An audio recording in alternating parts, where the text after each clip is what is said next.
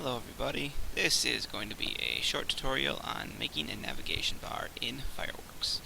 This is just simply going to cover the basics. I do have a tutorial that does go through copying the code over for this. This one's simply going to be how do you set one up. So we're going to start by creating a new Fireworks file. And the canvas size doesn't matter much now, but it will. I can tell you this much. Get the canvas as close to the size of your buttons as possible. It's going to make life easier. Which means width-wise, if you want your buttons to run right below your banner, you probably want that longer, whereas if you are going to run it on the side, you probably want that smaller and the height to be taller. So I'm going to go ahead and set banner width that I like. I know that the height's not going to be that tall, so I will set that. And then I want to make sure the background's transparent, so if I do have any spots that I don't have covered, then I won't have to worry about that. That will be transparent because I can save these as a PNG and that won't show. So we'll click OK, and here's our canvas, but we need to go up to Edit, Insert, and New Button. The process is going to allow us to go through and create one custom button and then copy that for the other parts of our page. So I'm going to click on New Button here, and first you're going to start with the up. And the up is the normal state of the button. This is what people see, and normally I would say start with some kind of a normal rectangle shape for your button, like so. So there is just a simple button right there. You probably want to add some text to it. Maybe home page would be a good one to put. Get it situated where you like it. This is the general style then we're going to follow for every other button that we have. So this is the up state. This is what it will look like.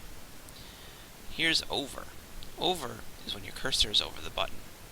Now, Fireworks makes it really simple. You can just click Copy Up Graphic to keep the same format and then just make small, subtle changes. So I'm going to take this background and I'm actually going to change the color. So that when I scroll over it, the color changes. Now down means when the image is depressed. When you click on it, this is what it'll be when you're on that page. So I'm going to copy the over graphic, keep that moving along, and then let's make maybe a change to this.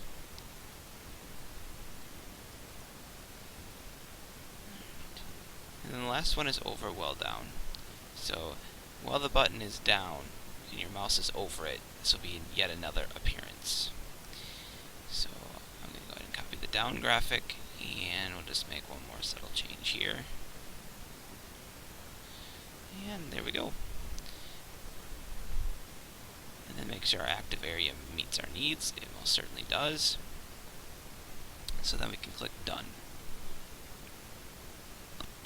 However, we only have one button, and we should have more than that. So we're going to show how to make more. First, I want this all to fit. So I'm going to go ahead and try and make this a bit smaller here so that it will fit on my canvas. So that's going to make life easier if we don't have any overlap. So here's our home page.